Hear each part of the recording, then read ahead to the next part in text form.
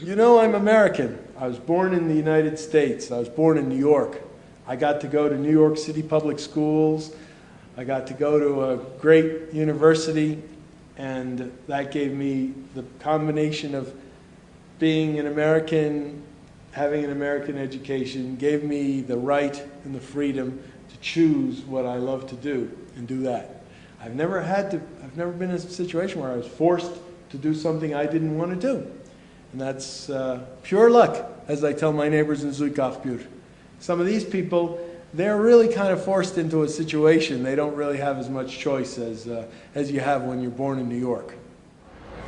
I have nothing bad to say about America. I lived a great life. But it's time to move on. I was looking specifically at the concept of return within diaspora. So, I mean, my PhD is on diaspora theory, and obviously return to some kind of homeland is intrinsic to the notion of diaspora. So I was looking at diasporans who were settling for varied periods of time in Armenia. Part of it was kind of patriotic or sentimental. And I will spend a lot of time just gazing into Ararat. Because for me, that's a symbol of purity and protection and spirituality and love and the wholeness. Yeah, it talks to me. Have you seen Ararat without the clouds and everything? Have you seen it? It's regal. It's really regal. We could see Ararat every day, so that was very nice. What was the feeling when you saw Ararat? Well, the first time, you know, it's funny. I told my husband, I'm like, is this it? You know, it looks like the mountains in La Cañada. But then the next day, I fell in love with it. You know, so every morning, I used to just stare, and I really enjoyed it. Beautiful. Is it enough to make you want to live there? No. I think the independence of Armenia and the accessibility of Armenia for many people has reinforced their own diasporan identity, but at the same time kind of reinforced this tie to a real country rather than a mythical, you know, nostalgic country that, you know, people heard about, you know, from their grandparents or great-grandparents. I realized there was something missing in my life, and that something was that desire to move to Armenia that had been in me since the second that I stepped foot on this land and dropped to my knees and kissed the ground, which everybody was just like, what is this girl doing at the airport? It's so dirty. but it finally began to eat me alive. Although I had a wonderful life in Manhattan, you know, being a young single girl in Manhattan with a good job, running around the city, it just wasn't what was deep in my heart for what I wanted for me. So I came here and then I got my job. I didn't want to wait for an opportunity. I just wanted to grab a plane. That's what I did. And they say that good things come, and they did. I moved here permanently in 2004, but the first time I came was in '94. And I was coming back and forth every year. Was it in your thought that you would move here during that 10 years? Actually, the first day I got here, I felt like I was going to move here eventually. I didn't know if it was going to be a year or 10 years, but I loved it even the first day I was here in '94. What was it? Just being here in Armenia. It was, you know, hearing Armenian around you 24 hours a day was really a shock. It was nice to hear, though. Now, I had come to Armenia twice on vacation, and I kind of liked it. I used to tell people it's like a Disneyland for Armenians, you know, everything's Armenian in Armenia. And I wanted to take a year off from work and spend a year living in a little village and just enjoying that rural life in Armenia. But I ended up getting a job just almost by accident, and I spent 3 years living and working in Gyumri on a USAID project. Then the project came to an end, and I was thinking of maybe helping out some people that I'd gotten to meet in the little village. And one thing led to another, and I ended up doing something a lot bigger than I expected, and I stayed. I got here July 9th, after touring with my documentary film, The Genocide in Me. Very long tour. I guess I needed to stay in one place for a while, and I decided that it's probably going to be Armenia. First because there was the film festival, and then I was quite busy in July and August, and then in August I met a guy, and he was one of the reasons why I wanted to stay. Did you find that any of them were there strictly to find a mate? Not that anyone told me. But the relationship didn't last. I went back home, and back home I lasted 10 days. I booked my ticket and I came back here. Why? What was it about back home? I started feeling that I couldn't relate to anyone anymore, and that my future is in Armenia. First because I'm part of a group of diasporan Armenians who all have a mission in life in Armenia, and we all feel that we're doing something good for the country. I think it's good. I think it's a question of who you ask. I think it's good because the people I talk to were all bringing something to Armenia. You know, they're not taking, they're bringing something. I think that's very valuable. And another thing is I'm still single, and this is the best place to be because you meet people all the time. I think it's quite interesting to look at Armenia as a modern day homeland where diasporans from all over the world can actually meet each other. So it's a site for, you know, that kind of encounter as well. And even if I were in a relationship, it's a good place to be. There's a lot of energy, and every day is party time. I'm not really a party animal, but we're always out. The parents are not here. We support each other no matter what happens. Even if we don't have money, even if it's hard for most of us, we're here for each other, and that's the best thing about Armenia. People saying that, you know, in America doesn't really need me, there are so many other people like me, whereas I can actually make a difference in Armenia. A very close friend of mine, in 1998 when I was here, he was telling me that, why are you sitting in Boston? What are you doing in Boston? I said, nothing really. So he said, why don't you move to Armenia? I'm starting thinking, asking questions like education, health, and things that they're, in reality, they are secondary when you make a move. So he said something very interesting. He said, Armenia is a country in a process of changing. You have a choice to be a witness of that change or not be at all. So I'm glad that I'm here. I'm glad that I'm here because I have seen a lot of changes. It has given me a lot of opportunity to mature. I love Canada. I love Montreal. It's a very good place. But something was missing. Like, I couldn't accept that I would have a family there, like children growing up and living in that apathy, because it was very apathetic, very consumer oriented, and I think much of it has to do with how society is there. Even though it's a very nice place to live, it wasn't, human-wise, it wasn't very human. It was, people were indifferent on anything. They were doing their little job, waking up in the morning, going to their work, having money, buying their house, then getting old, retiring, and I couldn't live like that. It was. How is it different here? Here is different because you're working with raw material. When you work with raw material, you feel you're human. Not everything is not prepared here. You have to work for it. Even if it's like a salad, you're prepared. It's not like prepackaged.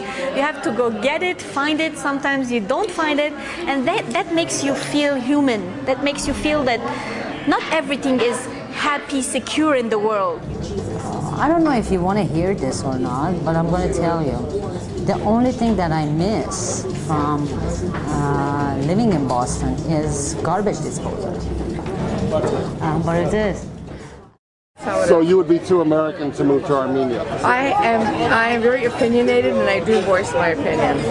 And you don't feel that could happen in Armenia? I think I might be arrested quickly. Yeah. I don't know yet because I have not seen it, but I do know that people that go there have life experience, like their life completely changes. I actually had a friend who said every time she speaks, she says before Armenian and after Armenian. Doesn't matter what she's talking about because she said it's a life-changing experience. And I think everybody who's Armenian who has the money to actually go needs to go and visit to know where their heritage and their people come from, to see what they've been through and how the people live there. And I think they'll appreciate life more. Would you move to Armenia? No, I wouldn't. Why not? It's not. I don't feel that I will be comfortable there. I don't feel that I will enjoy living there, even though I'd enjoy traveling there and spending a few weeks once in a while. But the culture and the lifestyle and the conveniences that we're used to here are not available there. And maybe we're spoiled, but I don't see a reason why I should do that at this time. Yeah, it's a big transition. You know, I lived in the East Village. I like to say I lived in the East Village, and now I live in the village of Zuygakhpur. But and they're quite different as villages go. I'm Armenian, but you know, everyone here knew that I wasn't from Armenia. Even if I dressed like, you know, like an Armenian, you know. How was that? Pointy shoes? No, I mean, just, you know, black pants, a shirt, and I go out. You know, they'd still know that, you know, I'm not a local. So did you feel you had to adjust? No, I acted the way I did normally, and they take you in here. They're not, they'll invite you to their homes, they'll talk to you, they'll sit with you, they'll want to find out what America's like, they want to find out, you know, why I'm here. You know, they'll, you know, from the taxi driver to the, you know, regular person who runs a cafe.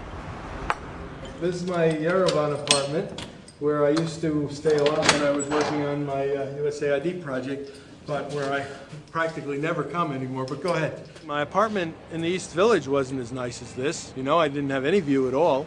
It was a walk up, but of course it was a lot closer to the IRT than this apartment is. But this apartment is to me, it's a wonderful place to live. That's Mount Aragats over there, and that's Mount Ara. And at night, when you open those doors and you come out here, with all the lights in the apartment building, it's like being in Manhattan.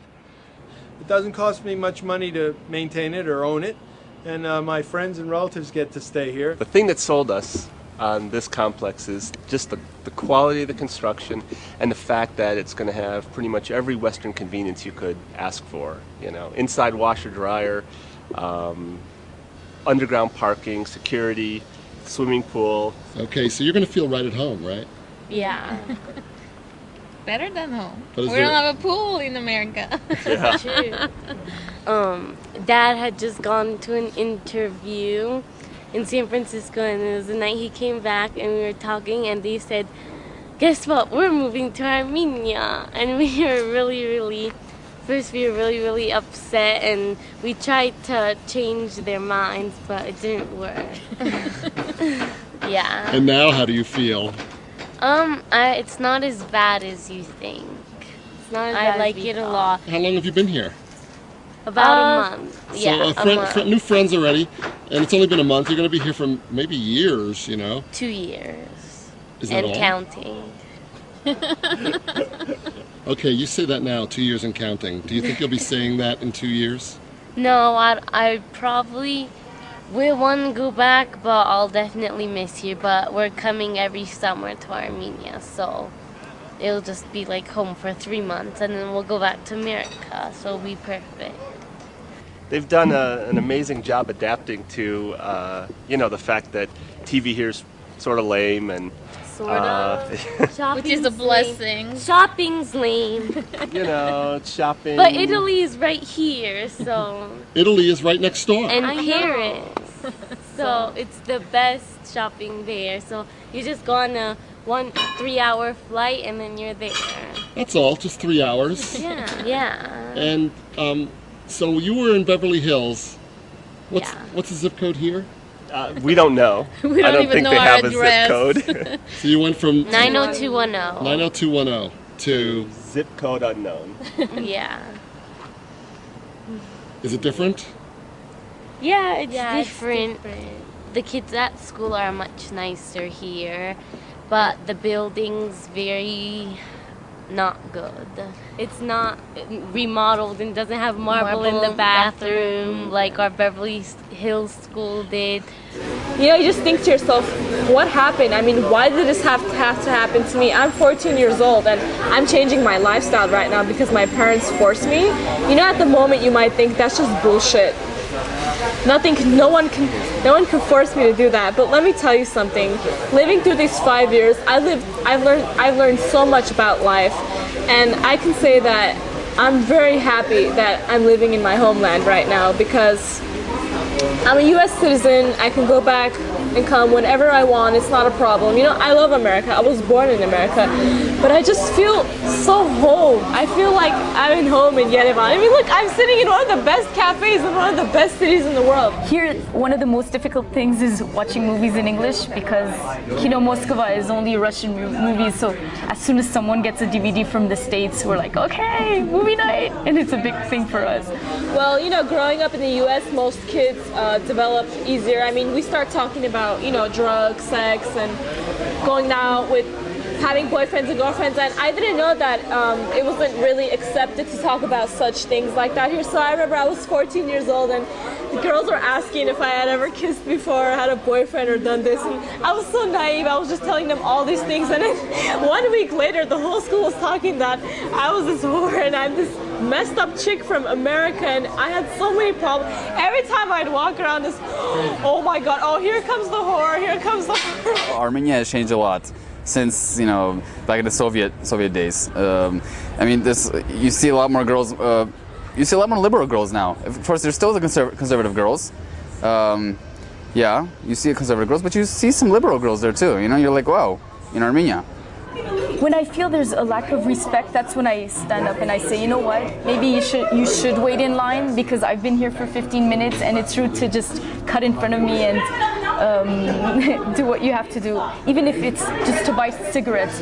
For example, I went to the pharmacy to buy something and this young girl cut in front of me and she said, I just want one thing. I said, I want half a thing, but you have to wait. They're not used to that. But again, these are small things, but... What is their reaction to those kind of comments from you? They're not used to women speaking up, and the minute a woman opens her mouth, it's probably shocking for them. Do they take offense at that? It depends how we say it. It all depends how we put it. I mean, if we say it lightheartedly, and also it depends what it is that they did. It could have been something that really turned us off and we got angry and we just gave a reaction. And that's okay. It's okay to be angry. It's okay to get angry, and not everything should be politically correct, and, you know, try and say things nicely and politely. Sometimes anger is a natural thing. I mean, as far as we don't actually clash and we don't get into a fist fight. And then in a lot of ways it works for your favor. You know, there's two sides of the story. You know, they see me in line waiting for the visa line for 3 hours, and, you know, there's like 14 locals and there's me, and somebody comes and grabs me by the hand and says, don't wait, come on, you're from America, do you like it here or do you like it there, you know? A lot of times, you know, being different here works to your advantage. Wait, you let them do that? People are nicer. Do I let them do that? You let them pull you ahead of the other people? In a 1 hour line? Crucify me. You know, when the air conditioning doesn't work, the hallway smells like trash because there's trash all over the place. You have to wait there for an hour. Somebody's coming holding your hand and walking you to the front of the line. I don't know. I'm no angel. I go. Is that wrong? No, it's not. There was one person in particular I remember, who was American, married to an Armenian from Hayastan, who talked about having two distinct homelands, and, you know, that's confusing but also brings a richness to it, and obviously a position of privilege, but I think one that many diasporans would aspire to. It's interesting when you mix a local with the diasporan in matrimony, because you're coming from two different places, but you're still Armenian. It's like when you first show up in Armenia, you think you're finally coming to your home where your people are.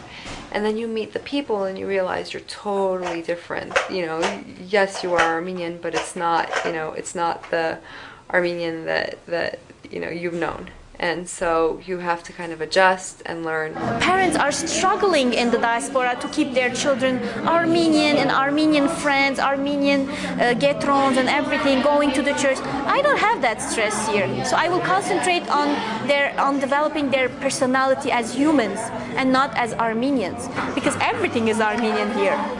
Garin and I were taking the cab and we met so many taxi drivers with so many mistresses, and the fact that it's normal for them to have a wife and other women on the side.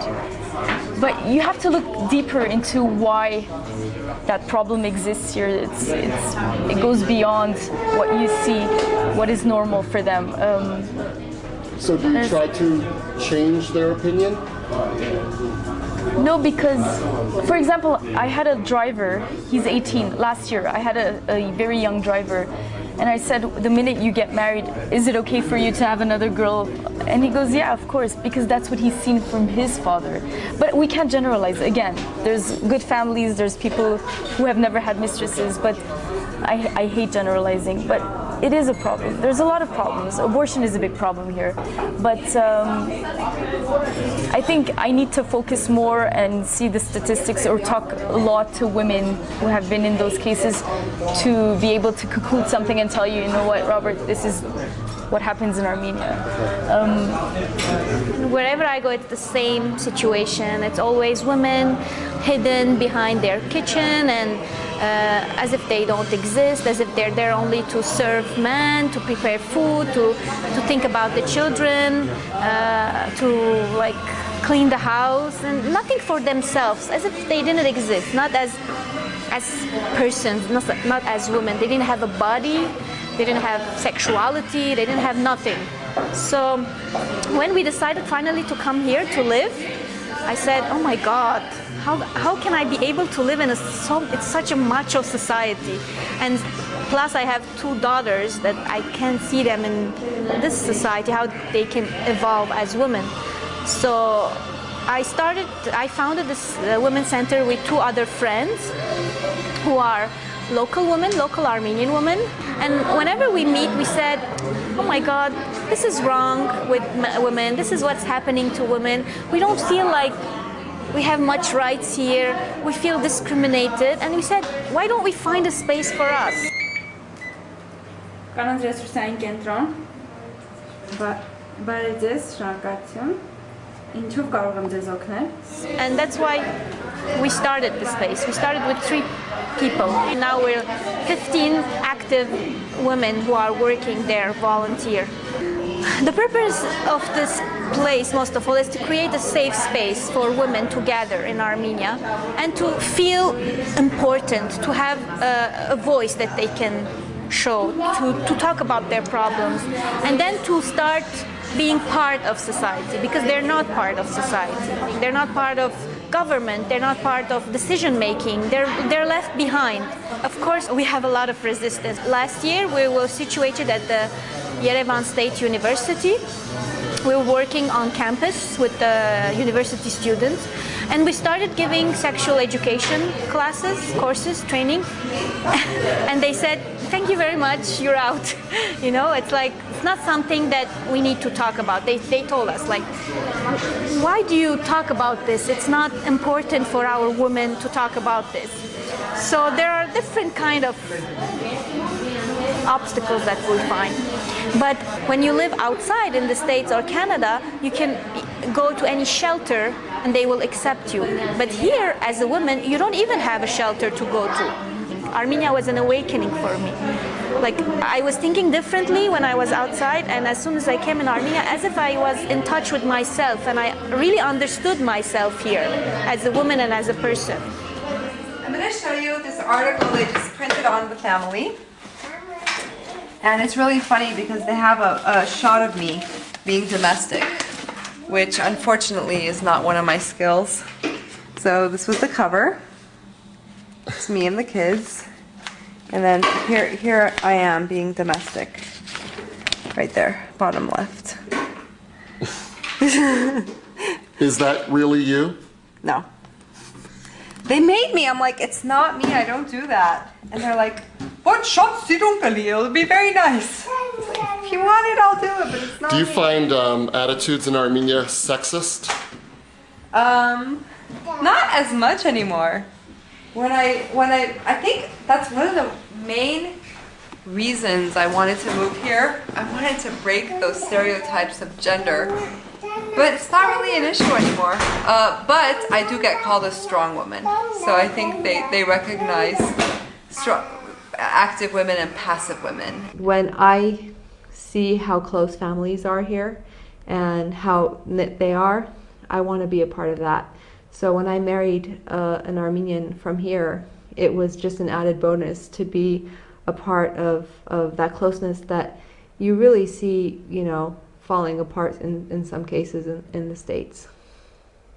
Some of them said to me really that my life in the US was almost boring. You know, it worked out so nicely, everything was in its place. You know, I'd done my degree, I'd got a good job, I was earning good money and all that, and I kind of wanted to do something a little bit more meaningful. So some of them actually seem to be motivated by some desire to find meaning or something more interesting or challenging. Or a challenge, maybe. Yeah, challenging, yeah. But also feeling that they're making a difference. I'm one of the luckiest people on the planet, and I'm surrounded by wonderful people trying to give this project their best. They've got all their pride at stake, all their honor at stake, all their patriotism at stake, and there's a certain kind of love too that gets generated in the process. And love, after all, is one of the most important things in the world and in life. And so I love what I do. And I love what I do because we all love each other in this project, and we're doing this project as a labor of love. I am the Director of Public Relations and Events for the Confession Museum Foundation.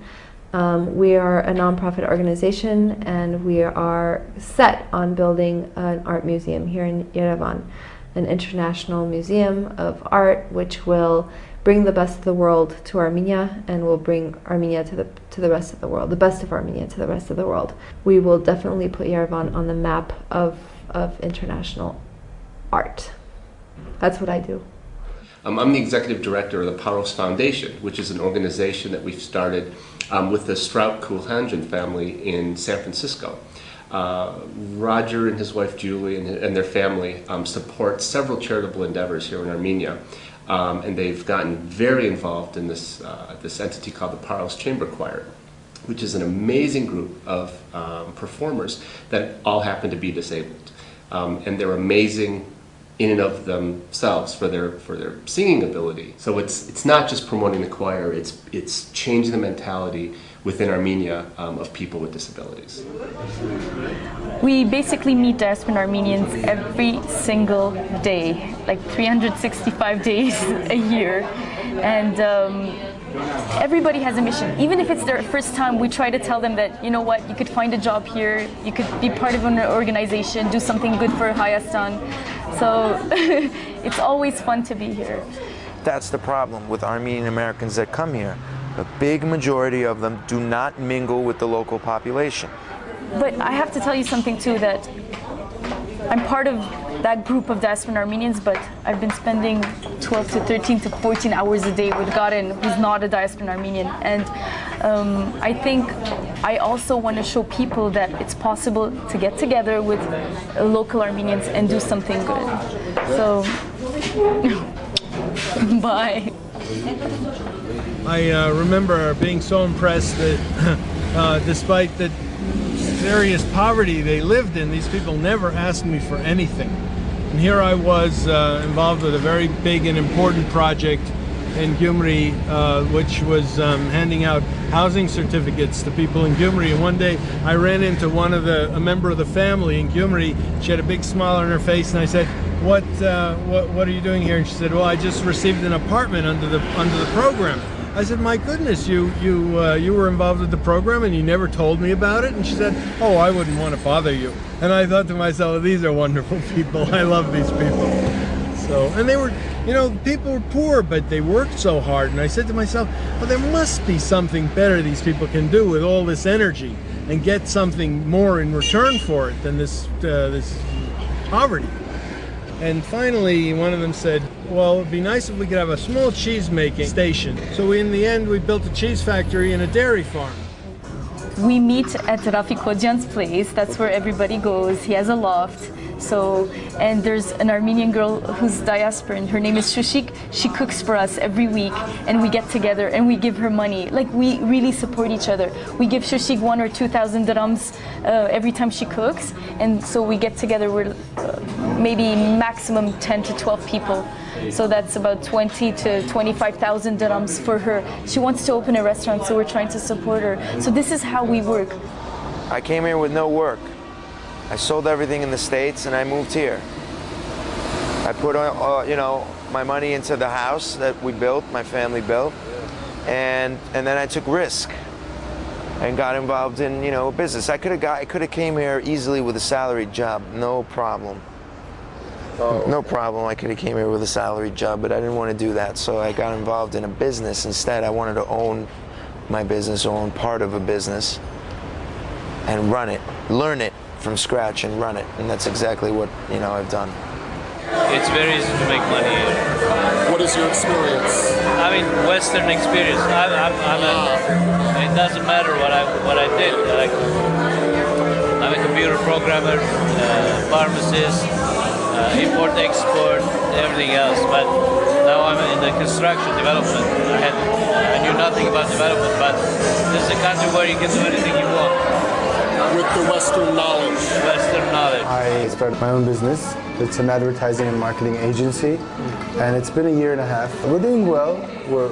You know, I'm having fun doing what I do. A lot of companies we work with are the Tufenkians, the Viva Cells, the ADC, Norwegian company, very much non-Armenian.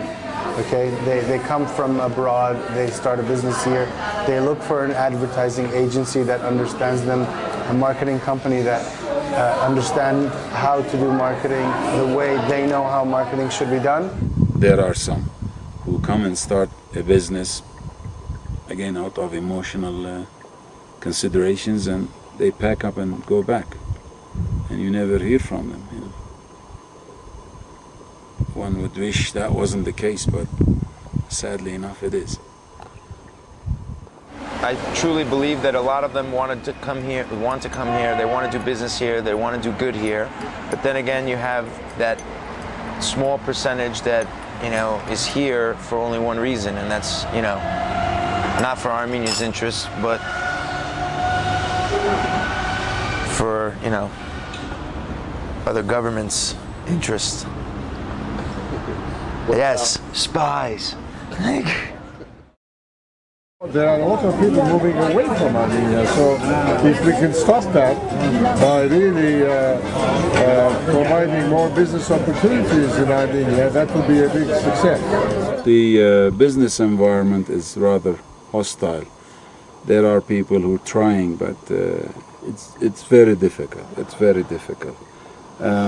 People depend a lot of times on contacts, like anywhere else, but especially in this area, the government won't help you. So you're on your own, and this is why it's been very difficult, especially for diasporans who come here. Some of them have successful businesses, and that's a reason for envy, but a lot of them have sour memories. Another gripe that a lot of people had was, you know, you're not able to do business here in Armenia. First of all, you have to be here to do the business. You can't write a check from abroad and have people run the business for you.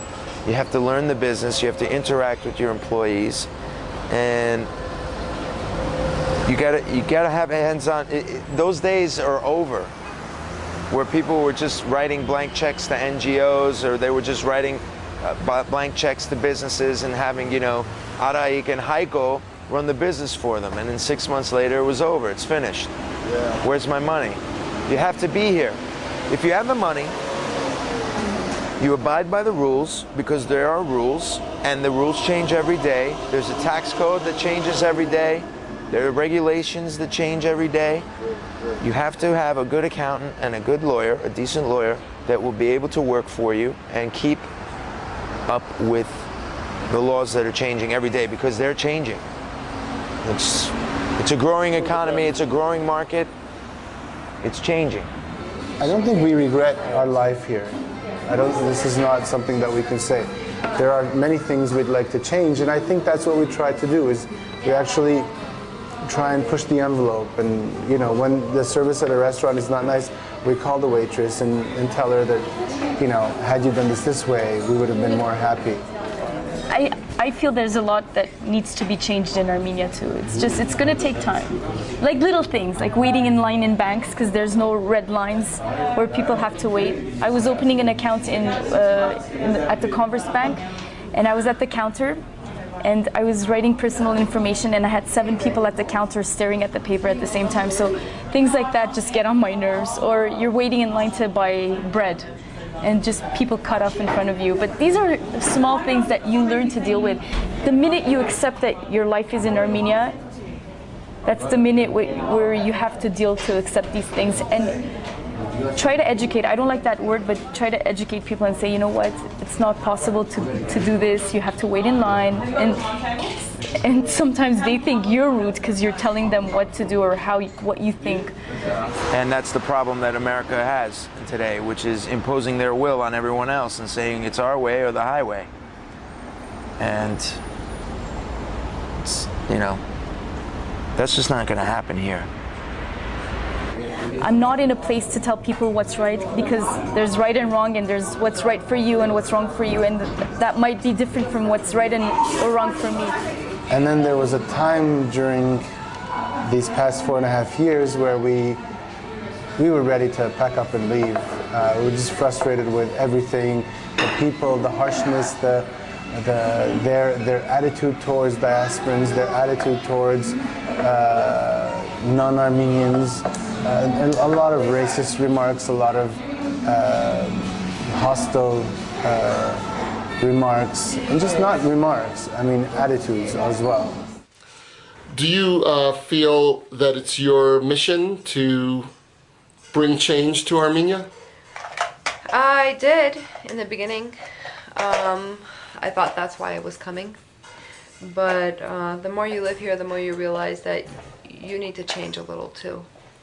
And so I don't think that, even though some things do need to change, and I would like to see those things changed, and I'm working towards it, I also appreciate the change that's happened inside of me. Right? What change has happened inside of you? Well, I definitely wasn't very materialistic, but whatever materialism I did have instilled in me has probably left me. In me is now a sense of community and a sense of a common good, because I'm living among my people, and people that need more than fancy cars and you know, the latest designer clothing. So I think I've become more humble, and I think I've become more of a participant in this world. You know, the country always gives 1,000,000 times more back than you can ever give to it. Would you say that road rage has come to Yerevan? I don't know. It's road rage. Yerevan has its own flavor. It's like, as my friend said, everybody's wired on too much caffeine and nicotine. People here have complete disregard for the law of the road. And it starts from the simple, you know, horn honk. Is Danny a good driver? Yeah. I want him to drive my life. Oh. Where are we going today? Going to Garni and Gerhardt. And we may hike as far as Pavlik Star from Garni, which is a monastery. It's mostly in ruins, but it's a beautiful place. There's a lot of garbage out here, isn't there? It's disgusting. You would think that they at least leave some places alone.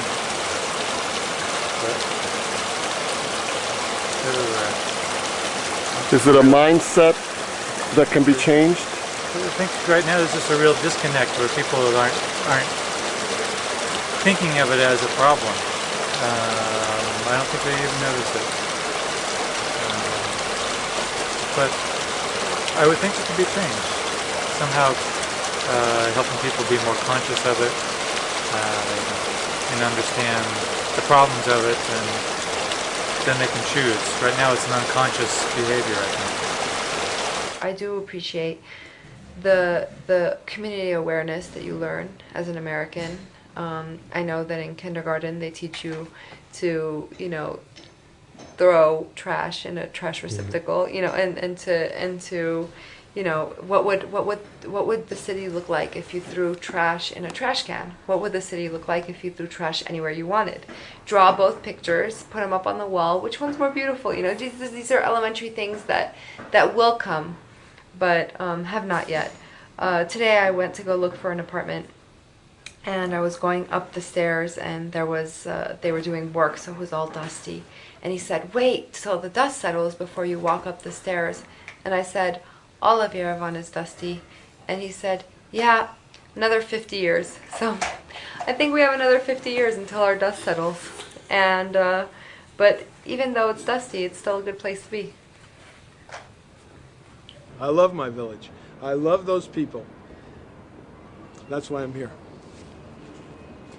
I was at a table last week eating dinner with a bunch of locals, and they were literally smoking and blowing it in the kids' face, and then, let's drink a toast to the children.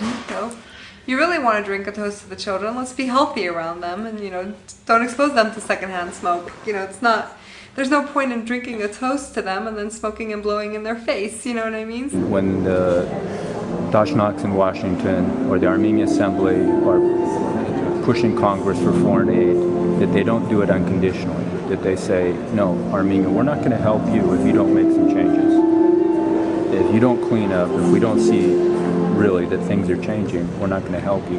It's tough because I understand what can happen. I mean, Armenia can go to hell, but do we want this for the next 100 years? When people say, well, it'll be a generation, it doesn't have to change. Why does it have to change? There's been corrupt countries for centuries.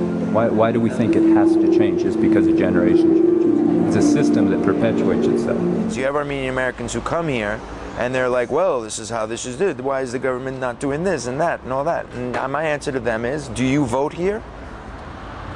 Yes or no? Good answer. Do you pay taxes here? Yes or no? Then keep your mouth shut. Or don't keep your mouth shut. Discuss it. Don't say this is how it's going to be. Discuss it. Because they're more than willing to listen to ideas here. People, they're not as closed-minded as everyone thinks they are. That international aid to Armenia should be based on tax collection. And if we really want to beat corruption, I mean, this is a long-term process, but tax collection is the best way, and it's a complex thing. But basically, people, when they're taxed, have demands, right? So if oligarchs are forced to pay taxes and the little guy has to pay tax, then I want something in return, right? But when you can pocket, put it under the counter in this way and that way, the system is gone. So that you can have the system. You can have the system. You can have this system that you see. Right.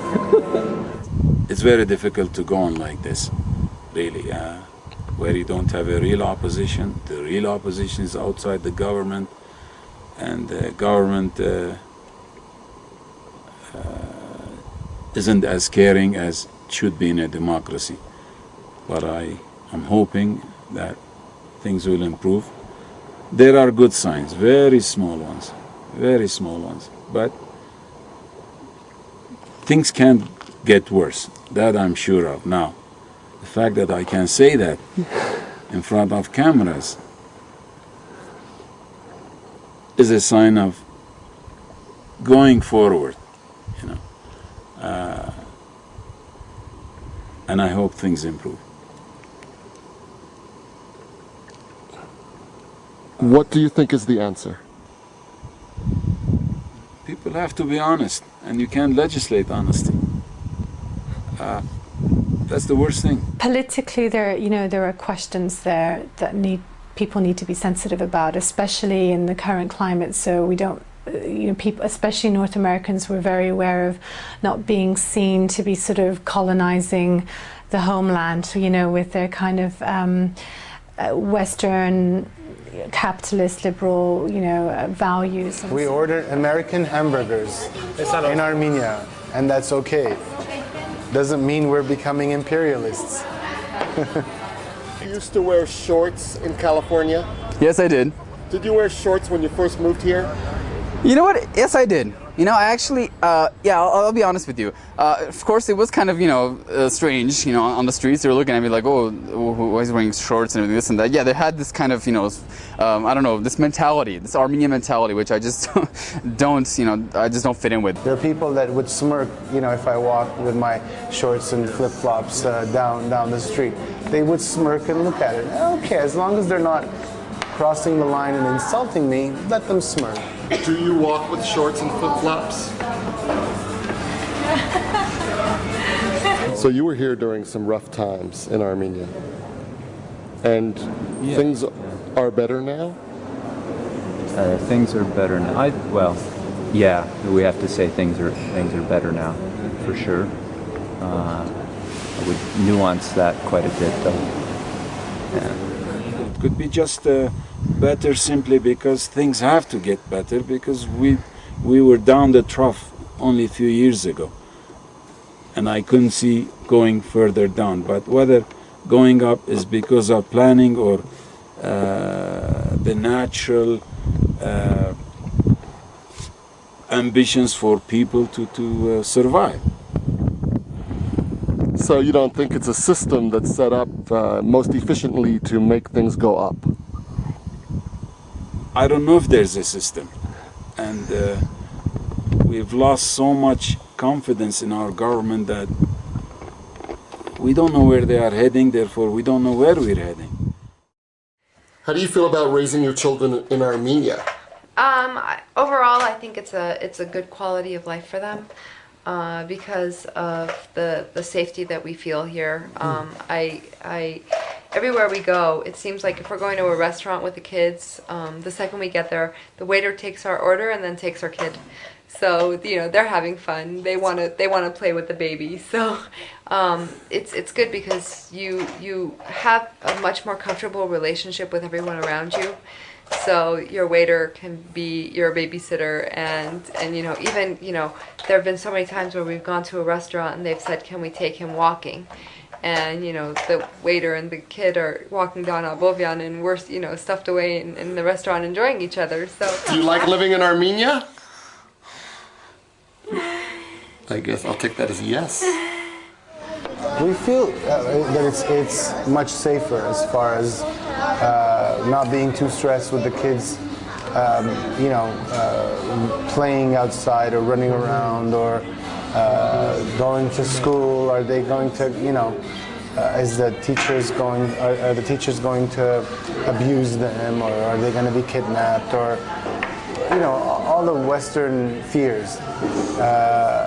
We don't have that stress, but there is a stress of, is the education going to be up to par? Are they going to come out, 10 years from now with everything that they would have come out if we stayed in Canada?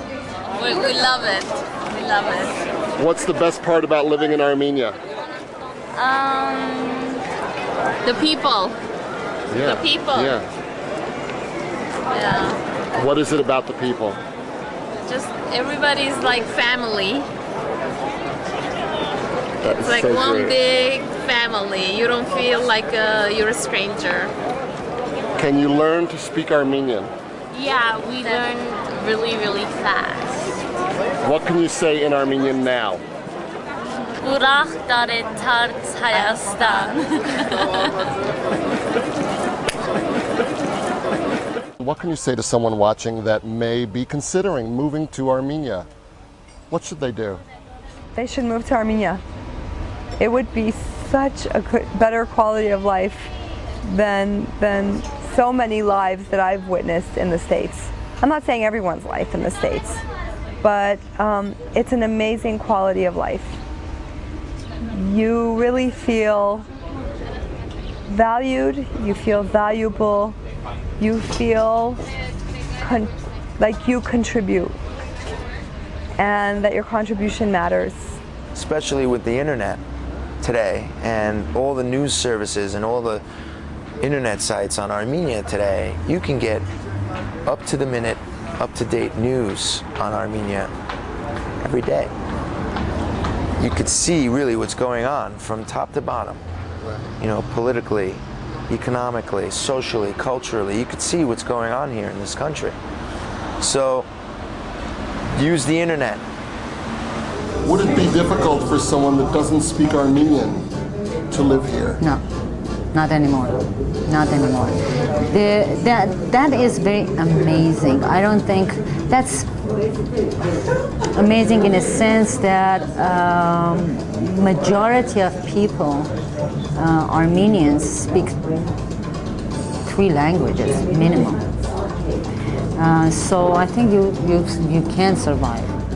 I've known of one person, you know, who was very nationalistic, very patriotic. He wanted to retire here. He had married a wife who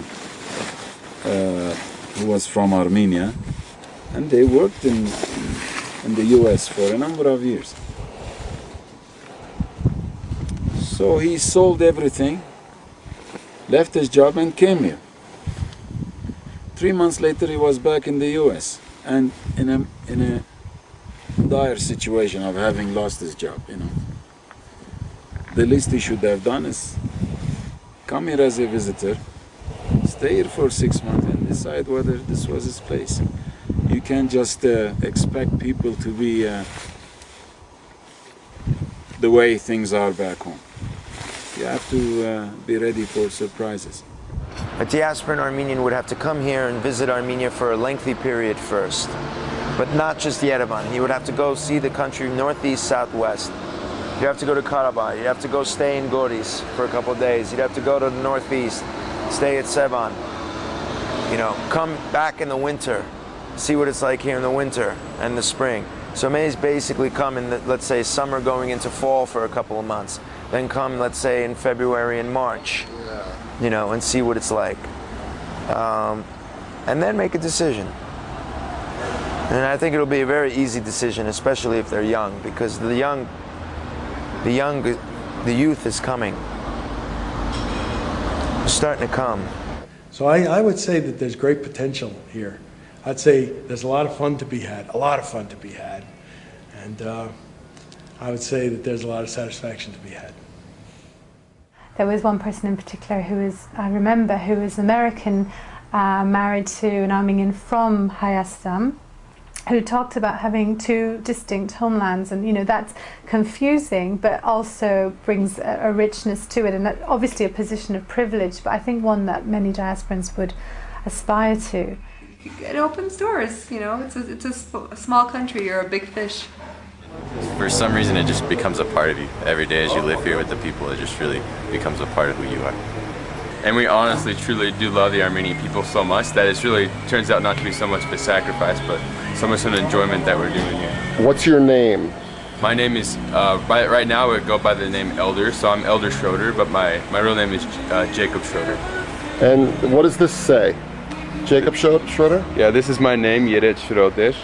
And this is our church name, Jesus Christosi Verchin Oreri Sirperi Yekechesi.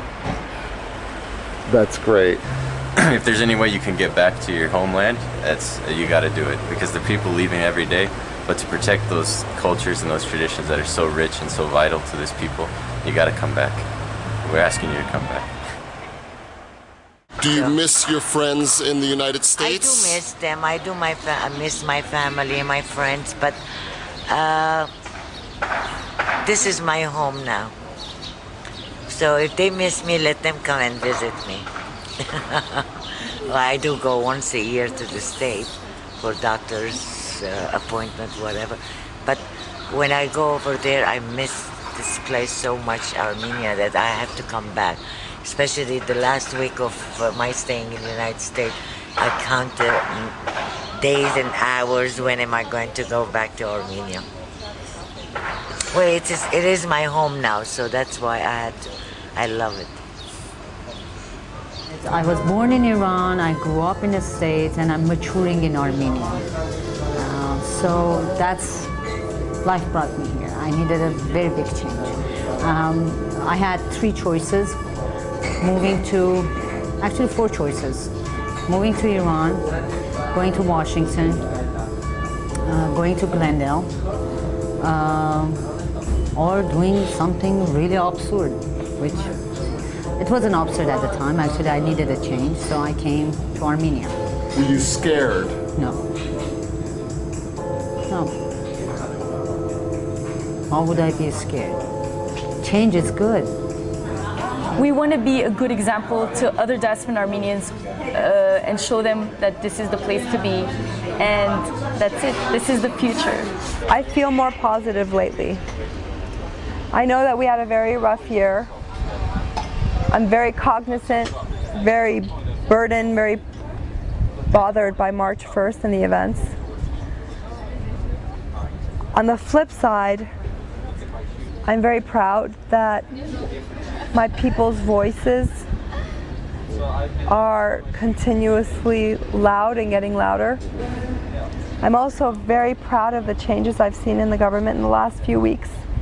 Since the change in presidency, there have been a few institutionalized new events that have given me great hope. There are still many things that I see that bother me that should be different. I do hope that things get better and we see more diasporans come here. I believe in the end there's reason to stay in this country. There's a section in society who are very dear to me. You have to visit any village and you find out about the folks with whom you get connected. I mean, I invite everyone to come here and have that experience because I love my life right now. I love it. Are you gonna cry? I don't look at life the same way my friends do in LA because most of them are just narrow-minded. Not that they're not smart. I mean, they think this way. A lot of people here think this way, but I think this way. I mean, I think this way and that way. And I think it's a part of me. I'm happy, and I thank my parents for that. I'm fortunate because my husband went to America and saw the Armenians there and realized those aren't the Armenians he knows. And so we've had to adjust to one another, and in a lot of ways it works because he gives me the best of his culture and I try to do the same. Danny, how do you feel? I feel great. Mary, how do you feel? I feel wonderful. For all of you who don't know Mary and myself, Mary and I had our first date at karaoke with Robert. Yeah. And you met in Armenia, you're from the US and you met in Armenia. That's correct.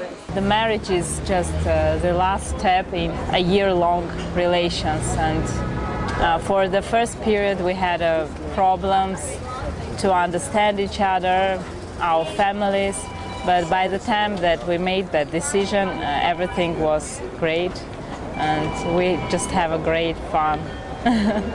Of course the life is difficult, we will have problems, but I think it will be the same if I choose the Armenian. Are you glad you moved to Armenia? Are you glad? You know I'm glad. Now when I go back, everybody envies me. We should have moved with you. Everybody tells me we should have moved. It's too late now. I tell them it's never too late. It is never too late because there's still, this country has a space to grow. Huge potential. Would you consider moving to Armenia? I don't know.